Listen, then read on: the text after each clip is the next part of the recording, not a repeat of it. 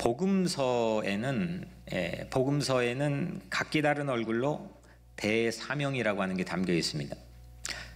우선 복음서가 뭐가 복음서라고 하죠? 성경 안에서 마태 복음, 마가복음, 누가복음, 요한복음, 이걸 사복음서라고 부릅니다. 근데 이 복음서의 맨 마지막 부분을 보면은 예수님이 승천하시는 얘기가 나옵니다. 그러니까 죽으시고 부활하셔서 하늘에 올라가시는 장면이 나오는데, 그 예수 그리스도가 하늘에 올라가기 승천하기 바로 직전에 이 땅에 남겨놓으신 말씀이 있습니다. 이거를 대사명, Great Commission이라고 부릅니다. 대사명은 이제 각 복음서의 가장 그래서 마지막에 소개되는데, 우리에게 가장 잘 알려진, 사실 이것만을 우리가 포커스하는데, 마태가 전한 대사명, 마태복음에 나온 대사명은 마태복음 28장 18절에서 20절까지 담겨 있습니다. 제가 잠깐 읽어드리면, 예수님이 이렇게 말씀하셨습니다. 너희는 가서 모든 민족을 제자로 삼아 아버지와 아들과 성령의 이름으로 세례를 베풀고 내가 너희에게 분부하는 모든 것을 가르쳐 지키게 하라. 볼지어다 내가 세상 끝날까지 너희와 항상 함께 있으리라. 아멘. 그리고 복음서에서 맨 처음에 기록되었을 걸로 거의 생각하고 있는 마가복음, 마가가 전하는 대사명은 마가복음 맨 마지막 장 16장 15절에 담겨 있습니다. 너희는 온 천하에 다니며 복음을 전파하라. 요한이 전하는 대사명은 좀 색다릅니다. 요한을 빼놓고 아까 사복음서 중에 요한복음을 빼놓고는 우리가 공관복음이라고 합니다. 공통적인 관점을 가지고 쓰여져 있는 복음서, 공관복음은 마태, 마가, 누가복음입니다. 근데 요한복음은 뭔가 처음부터도 마지막까지 색다릅니다. 역시 대사명도 좀 색다른 얼굴로 우리에게 소개하고 있습니다. 요한복음 맨 마지막 장인 21장 15절 17절에 부활하신 예수님이 베드로에게 나타나서 3번 반복해 말씀했습니다. 요한의 아들 시몬아, 네가 나를 사랑하느냐? 요한의 아들 시몬아, 네가 나를 사랑하느냐? 내 양을 먹이라. 이 대화를 주고받는 장면이 요한이 우리에게 전해주고 있는 대사명입니다. 사실 이거를 제가 찾아봤는데 마태, 마가, 누가, 요한 이 마지막 부분에 있는 걸 모두 다 대사명이라고 부른 그런 자료들을 찾지는 못했습니다. 그런데 마태복음뿐만 아니라 마가, 누가, 요한이 동일한 승천 직전의 장면을 목격했을 테고 또 내용 또한 거의 동일합니다. 그래서 저는 이거를 사복음서에 담겨있는 대사명이라고 불러도 큰 차이가 없다라고 생각을 합니다. 마지막으로 누가가 전한 대사명입니다. 누가는 의사였습니다. 의사였던 누가가 예수님의 장면들을 보고 기록한 책이 2권이 있는데, 한 권은 1편은 오늘 우리가 읽은 누가복음이고 2편은 요한복음 다음에 나온 사도행전입니다. 오늘 읽은 누가복음 마지막 장의 본문도 마태복음에 나와 있는 대사명과 매우 흡사한 내용들입니다. 그래서 이것도 Great Commission, 예수님의 마지막 우리에게 준 대사명의 말씀입니다. 또한 누가가 2편으로 이어지면서 사도행전 초반부에 이 누가복음의 마지막 부분들을 반복해서 담아놓고 있습니다. 승천하시기 바로 직전의 말씀인데, 우리가 잘 아는 사도행전 1장 8절 오직 성령이 너희에게 임하시면 너희가 권능을 받고 예루살렘과 온 유대와 사마리아와 땅끝까지 이르러 내 증인이 되리라. 아멘. 그래서 우리 예수 믿는 사람들, 기독교인들은 어떤 말씀 다 중요하지만 그 중에서 이 말씀을 상당히 소중하게 생각합니다. 그래서 후대의 학자들은 이거를 Great Commission, 대사명이라고 부르고 있습니다. 사복음서가 모두 약간씩 다른 얼굴로 대사명을 우리에게 전해주고 있지만 내용은 동일합니다. 하나입니다. 내용은 대사명은 세상의 모든 국민에게 복음을 전파하라. 이 명령을 예수님께서 우리에게 주셨습니다. 예수님이 우리에게 맡긴 가장 큰 임무는 그래서 전도입니다. 전도. 45절에 오늘 우리 읽은 45절을 우리 같이 한번 다시 읽어볼까요? 45절 시작. 이에 그들의 마음을 열어 성경을 깨닫게 하시고, 이에 그들의 마음을 열어 성경을 깨닫게 하시고, 그들이 누굴까요? 여기에서 제자들이죠. 여기에서 그들은 제자들이에요. 예수님께서 부활하신 다음에 두려움에 사로잡혀 있는 제자들에게 나타났습니다. 그 누가복음 24장 바로 전 부분에 나와 있는 내용입니다. 그리고 그 이어서 제자들에게 몸을 보여주시고 평안을 빌면서 오늘 마지막 말씀을 승천 직전에 해주셨습니다. 그래서 오늘 이 그들은 제자들입니다. 그러면 이 제자들은 두 가지 카테고리가 있습니다. 하나는 복음을 전하는 자가 있고 복음을 듣는 자가 있습니다. 이 제자들은 복음을 전하는 자일까요? 복음을 듣는 자일까요? 복음을 전하는 자겠죠. 복음을 전하는 자. 그들은 복음을 전해야 할 사명을 받은 겁니다. 그 예수님께서 먼저 그들의 마음을 열어주기를 원했습니다. 그리고 복음을 깨닫게 해주기를 원했습니다. 오늘은 복음을 듣는 자도 필요한 말씀이겠지만, 복음을 내가 뭔지 모르니까 그걸 들어야 될 필요도 있겠지만, 오늘 이 말씀의 주된 관심은 복음을 전하는 자에게 주시는 말씀입니다. 여러분들의 마음을 열어주셔서 복음을 전하는 자로서 먼저 복음을 깨닫는 마음이 열려지고 또 복음을 깨닫는 그런 은혜가 있기를 주님의 이름으로 간절히 축복합니다. 복음에 대한 형태는 기쁜 소식, 유앙겔리온이라고 이제 그 이름을 붙였지만은 복음에 대한 정의, 복음이 뭐냐? 이거는 오늘 우리가 읽은 46절, 47절 내용입니다. 이걸 좀 풀어서 생각해 보면 세 가지입니다. 첫 번째는 예수님이 나 같은 죄인을 위해서 십자가에 죽으셨다.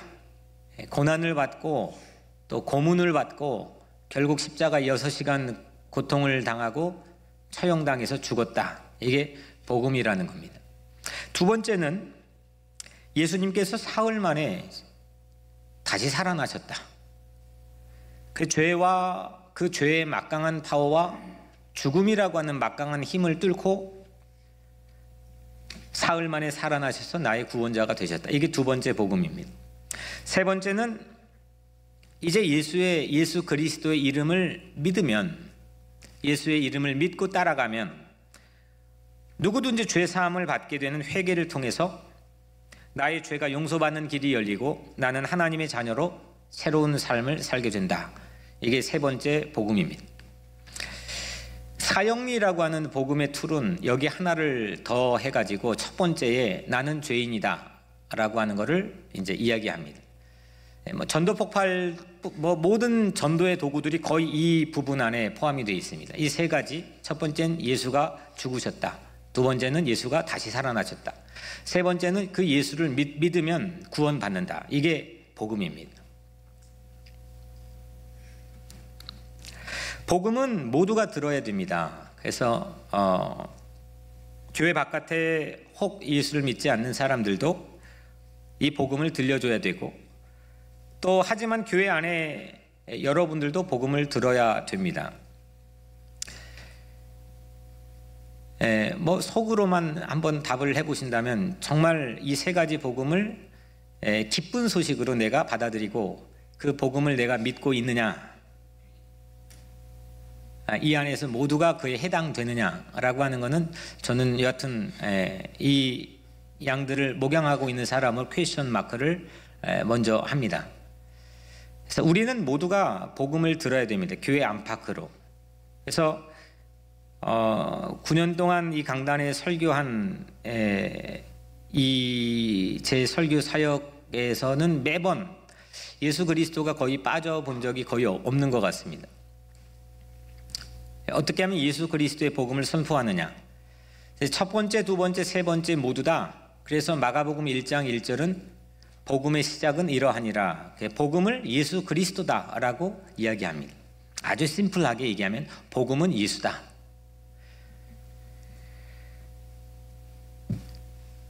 복음을 들을 때 변화가 일어납니다. 복음을 들을 때, 들려줄 때 변화가 일어납니다. 예수 그리스도의 죽으시고 부활하시고 그 이름을 믿는 자들에게 주신 하나님의 자녀의 특권, 이게 들려져야 되는 이유는 복음이 들려질 때 변화가 일어납니다. 그런데 여러분들, 여기까지 제가 이건 하려고 하는 얘기가 아니고 복음이 들려져야 된다. 여러분들도 복음을 들어야 된다. 그리고 여러분들은 복음을 들려줘야 된다. 이게 오늘 설교의 주된 관심은 아니고 문제가 있습니다. 무슨 문제냐? 이 복음이 정말 여러분들에게 기쁜 뉴스가 되느냐 이겁니다. 복음의 뜻 자체가 good news, 기쁜 소식이라는데 정말 여러분들에게는 이 복음이 기쁜 소식이냐는 겁니다. 복음을 들려줄 때마다 정말 나에게 이게 기쁨으로 들려지느냐 이겁니다. 우선 단적인 예로 지금 표정만 봐도 별로 기쁘지 않은 것 같습니다. 이게 정말 우리에게 중요한 문제입니다. 이게 복음이 기독교인들이 늘 말하는데 복음 말하는데 정말 복음이 기쁜 소식으로 들려지느냐. 수류탄이 있는데 전 수류탄을 던져본 적이 없지만 수류탄이 있는데 그 핀을 뽑아가지고 던지면 어떻게 돼요? 터집니다. 위력이 대단합니다. 근데 핀을 뽑지 않고 던지면 어떻게 합니까? 그냥 아프기만 하는 거죠. 그 수류탄이 가지고 있는 잠재적인 그런 폭발의 능력은 전혀 우리가 구경하지 못합니다. 마찬가지로 우리 기독교인들에게 복음이라고 하는 게 주어져 있고 그 복음을 통해서 세상에 일어났던 역사를 변혁하고 바꿔갔던 수많은 흔적들이 있긴 하지만 오늘날 정말 우리가 복음이 기쁜 소식으로 들려지고 받아들이고 있느냐. 단적으로 그냥 한번 얘기를 해보자면 첫 번째 원리인 그리스도가 매 맞고 고문을 받는데 그게 보도됐는데 그게 과연 매력적인 뉴스인 건가? 아니 예수가 고문을 받는다. 오늘 말씀에 있잖아요. 예수가 고난을 받았다. 이게 복음이라고 하는데 누군가 고난을 받고 고문을 받는 게 나에게 기쁜 소식이 된다는 게 좀 약간 이상하지 않습니까? 예수를 전혀 모르는 사람이 만약에 이 복음이라고 하는 것을 증거했을 때에 뭐라고 생각할까? 또 예수님이 다시 죽었다가 살아나셨습니다. 이것이 과연 우리에게는 얼마나 기쁜 소식인가? 한 사람의 죽음을 기쁜 뉴스로 보도한다면 그건 방송국 자체가 정신 이상한 방송국이라고 그렇게 여겨질 겁니다. 죄의 용서를 받는 것, 이게 내가 보통 누군가를 용서해야 된다고 하는 거에 대해서 지대한 영향을 받고 사는 게 우리 삶인데 내가 용서를 받는 게 얼마나 큰 나에게 삶의 이익이 되고 기쁜 뉴스가 되느냐. 우리 예수 믿는 사람끼리는 그렇지만 용서를 받는 것이 세상에 눈에 보이는 이익이나 손해를 과연 미치는 영향이 있는가?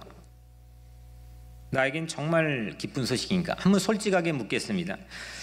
이것을 전해야 될 여러분 마음속에서조차도 이것들이 정말 기쁜 뉴스인가입니다. 예수님이 죽고 예수님이 다시 살고 이 뉴스가 과연 나에겐 기쁜 뉴스인가?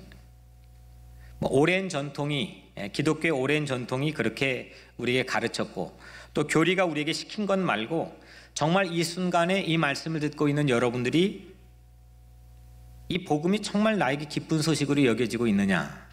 내가 기뻐야 그 기쁜 마음으로 그걸 전할 게 아닙니까?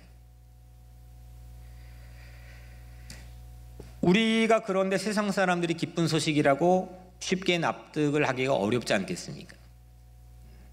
하나님 편에서 볼 때 기쁜 소식이라는 겁니다. 하나님은 우리를 다 알고 계십니다. 그래야 하나님이신 거죠. 우리는 죄인인데 이대로 살다간 저 앞에 절벽이 있습니다. 나는 모르고 걸어갑니다. 내 앵글에는 절대로 잡히지 않습니다. 근데 이렇게 걸어가다가 절벽에서 이대로 쭉 가면은 떨어집니다. 떨어져서 떨어진 다음에 그냥 죽고 끝나버리면 좋겠지만, 성경에서 우리에게는 그 떨어진 다음에 얼마나 잔혹하고 참혹한 세계가 펼쳐지는지를 우리에게 알려줍니다. 하나님 카메라로 볼 때 보여지는 앵글들이 복음 안에 담겨 있다는 겁니다. 사람은 안 보입니다. 나도 나를 못 보는데, 그럼 오죽 가면은 예수님 오시기 300년 전에 그 가지고 있는 철학적인 사고의 틀 자체가 지금까지 영향을 미치는 소크라테스의 대명제, 뭐라고 했죠? 너 자신을 알라. 나를 아는 게 내가 뭐 가장 잘할 것 같지만 내가 어떻게 압니까? 아니, 신체적으로 내 등도 못 보는데 내가 나를 어떻게 압니까? 내가 나만 안다고 해도 내가 이렇게 주눅들거나 불안하고 걱정 근심에 쌓여 살지는 않을 겁니다. 근데 내 옆에 있는 사람, 복음을 전해야 될 사람, 그 사람들을 내가 어떻게 알까? 그런데 이 하나님의 카메라, 하나님의 눈이 담겨 있는 이 카메라로 보면은 모든 게 다 잡히는 겁니다. 다 아는 겁니다. 예수 그리스도가 왜 십자가에 죽으셔야 됐는지, 그리고 죄인인 나를 구원하시기 위해서 그가 대신 죽으신 건 이유가 무엇인지, 왜 3일 만에 그분은 다시 부활하셨는지, 왜 그분은 그 이름을 믿고 따르는 모든 제자들에게 구원을 약속했는지, 하나님의 앵글로 보면은 이게 전체가 보이는 겁니다. 우리 삶의 모서리까지 보이고, 정말 우리 눈으로 보지 못하는 사각지대인 블라인드 스폿이 전부 다 걸리고 보이는 겁니다. 이게 아니고서는 복음이 어떻게 기쁜 겁니까? 내 수준으로 정말 기쁜 겁니까? 솔직히 저는 목사지만 우리 수준으로 복음이 어떻게 늘 기쁠 수 있겠습니까? 이거는 하나님의 눈으로 해석할 때만 복음이 기쁜 겁니다. 우리를 다 아시는 하나님, 나의 운명까지도 아시는 하나님, 내 미래를 아시는 하나님, 내 과거까지도 아시는 하나님, 오늘 이 시간에 내 마음까지도 아시는 하나님, 그 하나님께서 아시고 우리에게 주신 소식이 이 기쁜 소식 예수 그리스도라는 겁니다. 이래도 안 기쁘면은 하나님에게 선택받지 못한, 뭐 어떻게 해볼 도리가 없는, 목사도 뭐 어떻게 해볼 도리가 없는 사람이겠죠. 우리는 눈앞에 있는 것만 보입니다. 눈앞에 있는 것만 보입니다. 눈앞에 있는 것도 못 봅니다. 내 선입견과 편견 때문에 사실은 눈앞에 있는 것도 못 봅니다. 그런데 하나님은 시작부터 끝까지 모든 것을 한눈에 보고 계십니다. 그래야 하나님이신 거죠. 눈 가리고 아웅할 수 있는 대상을 우리가 믿고 있다면 그건 하나님을 믿고 있는 게 아니고 내가 믿고 싶은 거를 믿고 있는 거겠죠. 우리 앞에 예수 없는 운명, 예수 믿지 않는 운명을 하나님은 다 보고 있습니다. 하나님이 없다면, 하나님이 있지 않다면, 하나님을 믿지 않는다면. 하지만 하나님을 믿고 있다고 말하면서도 하나님을 믿지 않는, 복음과는 거리가 멀리 떨어져 있는 크리스찬들도 전 적지 않다고 생각을 합니다. 기독교는 수많은 전쟁을 일으켜 왔습니다. 참여하지 않는 전쟁들도 설찬이 많이 있습니다. 복음이 과연 우리에게 기쁜 거냐? 복음이 함께 나누어지는 자리에 정말 기쁨이 있는 거냐? 평화가 있는 거냐? 그런 위력과 파워가 있는 거냐? 지난 수요일날 우리 차주범 우리 국장님도 계시지만 같이 다녀왔습니다. 저기 알바니에 다녀왔는데 제가 왜 갔느냐? 목사가 왜 갔느냐? 저는 복음 때문에 갔습니다. 예수가 우리를 연약한 죄인인 아무 가치도 없는 우리를 위해서 그렇게 죽어주셨고 대신 고통을 받아주셨고 그게 우리의 기쁜 소식이라고 하니까 기쁨을 창조하고 만들기 위한 자리에 간 겁니다.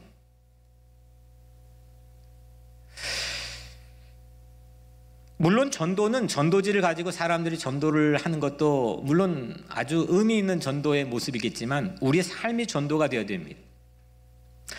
내 앵글로 나 자신을 봐서 내 삶을 아무리 전해봤자 이게 얼마나 설득력이 있겠습니까? 아니, 조목사만 봐도, 여러분들 둘째치고 조목사만 봐도 제 삶을 가지고 설득한다면 이게 얼마나 설득력이 있겠습니까? 좋을 땐 좋죠. 근데 우리의 감정이라는 게 일관되지 않습니다. 하나님의 카메라, 하나님의 앵글, 신의 눈으로 봤을 때에 우리 각자가 기쁜 소식이 된다면 우리 삶 자체가 전도지가 되는 거 아니겠습니까? 하나님의 카메라에 담겨있는 복음은, 여러분들 하나님 카메라에 담겨있는 복음은 모든 사람들을 변화시키는 줄로 믿습니다. 그것도 궁색하고 찌질하게 변화시키는 게 아니라 아름답고 정말 고상하고 멋지게 변화시키는 줄로 믿습니다. 진짜 크리스찬, 하나님께서 우리에게 복음을 담아주셔서 우리의 삶을, 우리의 운명을 바꿔주신다면 여러분들이 각자의 삶은 정말 아름답고 고귀하고 찬란한 빛이 담겨있는 그런 운명을 가진 사람으로 변화된다는 겁니다. 이게 성경이 우리의 신앙 안에 주고 있는 중요한 복음의 메시지입니다. 도무지 이 사람은 불가능할 거야, 이건 안 될 거야 라고 하는 사람들에게도 복음은 그들을 변화시켜 주시는 줄로 믿습니다. 물론 복음이 하나의 제국주의적인 도구로 누군가를 공격하기 위한 도구가 되어버리면 그거는 상대에게 이건 엄청난 이 피해 의식을 입히게 할 수 있는 그런 무기가 될 수가 있습니다. 그런 역사적인 흔적도 적지 않게 있습니다. 하지만 예수님이 우리에게 주셨던 복음은 사랑입니다. 평화입니다. 그것이 복음의 열매입니다. 빌립보서 4장 13절 말씀, 내게 능력 주시는 자 안에서 내가 모든 것을 할 수 있느니라. 아멘. 오늘 우리가 외울 말씀인데, 나에게 능력 주시는 자 안에서, 예수 그리스도 안에서 내가 모든 것을 할 수 있다. 복음은 우리에게 모든 것을 가능하게 하는 능력이 담겨 있는 걸 믿습니다. 예수 그리스도는 우리에게 그런 복음을 주셨습니다. 그리고 예수 그리스도가 복음입니다. 예수가 왜 나에게 늘 기쁜 소식인가? 그건 내 심리로 찬양을 막 열심히 했더니, 막 기도를 막 했더니 막 내 심리가 뜨거워졌다. 그래서 복음은 나의 기쁜 소식. 이거는 우리 수준의 10%도 되지 않는 우리 수준에 대한 해석이고, 그걸로는 절대 복음이 여러분들의 일생의 기쁜 소식이 되기가 불가능합니다. 하나님의 앵글과 카메라로 복음을 비춰야 됩니다. 그럴 때 내 인생에 이게 진짜 나에겐 기쁜 소식이구나. 내가 정말 슬플 때에도, 내가 억울할 때에도, 내가 정말 고립될 때에도 하나님이 나에게 복음을 주셨구나. 우리에게 전도하라고 주신 이 복음, 이건 모든 역사와 한 사람의 인생의 운명을 바꿀 수 있는 어마어마한 선물입니다. 내 수준에서 보면, 이건 내 레벨에서 보면 밍숭맹숭한, 또 우왕좌왕하는, 또 나와 별 관련이 없는 뉴스 같아 보일 때가 있지만, 하나님의 카메라로 앵글을 잡아보면 예수 그리스도의 십자가, 이거는 어마어마한 대양입니다. 예수 그리스도의 대속, 이건 어마어마한 대양입니다. 예수 그리스도의 그 사망의 권세를 깨뜨리고 이기신 그가 살아났냐? 아니야. 이 팩트 체크는 사실 중요하지 않습니다. 그가 만약에 복음을, 이 기쁜 뉴스를 나에게 들려줬다면 이건 나에게는 강하고 담대하게 세상을 살아갈 수 있는 어마어마한 용기를 제공해 줍니다. 그리고 그의 이름을 믿는 자에게 죄 사함을 받는 구원이 한눈에 보여지는 기쁜 소식으로 우리에게 들려집니다. 전도하라고 준 복음이 바로 여기에 있습니다. 한 사람을, 한 영혼을 전도하는 것은 새로운 국가를 빌드업하는 일입니다. 수많은 무리들을 놓아두고 그 국민을 치리하는 게 국가의 빌드업이 아닙니다. 한 사람을 바라보는 것, 한 사람의 가치를 소중하게 여기는 것, 그거에서 하나님 국가의 빌드업은 시작이 되었습니다. 하나님의 나라를 세워가는 사명을 우리에게 맡겨주셨습니다. 이 사명을 위해 왕이신 하나님께서 여러분들 각자에게 복음을 맡겨주신 줄로 믿습니다. 이 중요한 사명, 대사명을 맡겨진 여러분들의 삶의 가치는 또 그만큼 대인배, 놀라운 삶의 가치를 품고 있는 줄로 믿습니다. 하나님의 카메라로 복음을 봅시다. 하나님의 카메라로 보면 죄인인 나의 운명의 모든 것이 보여집니다. 하나님의 카메라로 복음을 보면 예수 그리스도의 십자가가 나를 살려줄 유일한 다리가 되는 것을 보게 됩니다. 하나님의 카메라로 복음을 보면 예수 그리스도의 부활이 이 땅의 모든 억압하는 사망의 권세를 이기고 우리를 구원하는 승리를 보게 합니다. 복음은 승리에 관한 뉴스입니다. 이것은 내 승리뿐만 아니라 우리의 승리입니다. 누군가의 승리가 되도록 하는 것이 우리에게 맡겨진 대사명입니다. 사랑하는 성도 여러분, 여러분은 대사명을 맡은 중요한 사람입니다. 예수님이 중요한 임무를 맡길 정도로 가치 있는 사람이란 뜻입니다. 그것을 증명해 보십시오.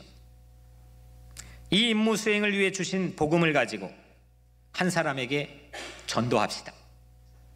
그 사람을 살리기 위해 전도하는 것은 하나님을 기쁘시게 하는 일입니다.